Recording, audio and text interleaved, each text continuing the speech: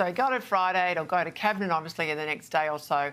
We'll get them this week. I hope they're not washed out in the news cycle on Friday. But this was all about today, Chris, laying that scare campaign groundwork for what we both, I think, predict will be pretty radical numbers for this 2035 target. Yeah, look, and what we know, Peter, is that they're not going to hit their 2030 numbers, so now we're going to have even more preposterous numbers. And as you say, this week is all completely orchestrated, released a scary report to try and drive people to the idea that we need to have the government's policy prescription. And looking at that report itself, it's essentially trying to model the future, and no one can model the future. So these are scenarios spread across different temperatures, 1.5, 2 and 3 degrees rise in temperature by the end of the century. That's like the PG version, the M version and the R-rated version. And all the big numbers that you're hearing from are from the R-rated version of this particular report. And so as you spread these things out over time, what you get is some fairly large numbers. But if you look at a change in the value of housing by 2050 of $611 billion, it says, in a $20 billion housing market, well, that actually isn't a particularly scary number when you look at it that way. What we do know is we're putting more people in harm's way because we're building in places that are high risk, and they're some of the issues that we need to address. Now, I'm not discounting that there is some change in the climate and that we are seeing it in different areas. It's just that what the government is trying to do now is to say that the numbers that it will produce at the end of this week will have some material effect on the numbers that it's produced today, and it simply won't. We're about 1% of global carbon emissions. Nothing we do will have any effect on the numbers that Chris Bowen produced today. And I'm of the view that the scary end of the numbers that he produced today probably aren't going to happen. Well, few of the numbers have ever happened. I mean, they've been warning of climate sky falling in, Armageddon and everything else for probably about 40 years now. I mean, it started in the late 70s and it's gone into an absolute sort of cultish message in recent years. But every single time they get to 2020 or to 2030, to 2050, they keep pushing all these numbers of doom and gloom out. And what I noticed was really interesting today, Chris, go back to when Bjorn Lomborg, maybe 15 years ago, was saying we have to adapt to climate change because the climate has always changed. This is not new. This is about adaptation. Well, I heard a lot of adaptation talk today. Now, adaptation isn't billions and billions of subsidies. It isn't, throwing the baby out with the bathwater. It's smart solutions to something that has always happened, as I've said, in our history. But that's not what we're getting from the government because they want us to back-end massive deindustrial change to Australia. And this is the point that I keep trying to make, Peter, and that is that we are having the wrong policy response to this problem. We should stay as wealthy as we possibly can and deal with the circumstances as they arrive.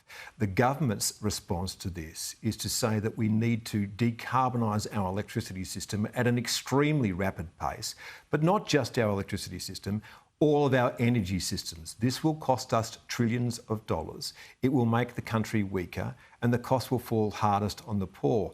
That's my objection. I don't discount that there might be climate change and it may well be being driven mostly by human activity. But unfortunately, Australia can have very little control over that. What we can control is how we spend our money and whether or not we say wealthy. And what Chris Bowen is on the pathway to is putting us on a pathway to poverty. That is guaranteed. The price of electricity will rise. The price of energy will rise. Australia's productivity will fall as a result of everything that he is doing. Right, let's talk about Newspoll. It reminded me when I saw the numbers come in last night of that adage, in politics, as bad as things are, they can always get worse. I mean, a 27 primary. Oh, look, to be fair, I'm less concerned about popular, unpopular, favourable, unfavourable for the leaders. I always drive down into that primary vote detail, and that's catastrophic, Chris. So is this a recoverable sort of blip, or do you think that the Liberal Party brand is in terminal decline? Well, Peter, I think that these are both numbers that we can believe in because this is exactly what it feels like. And yes, I think that the Liberal Party is in permanent or a near permanent tailspin now. It is in terminal decline. And it's not just at a federal level. Look at the West, where we saw an extinction level event 2 elections ago, and then they got back to barely breathing in the last one. At South Australia, at the next election, I think that you can see a loss of more seats there. The Victorian Liberals are doing a fantastic job of trying to make the Allen government electable, and I think that they'll succeed in that. They are hopeless. Tasmania governs in near permanent chaos.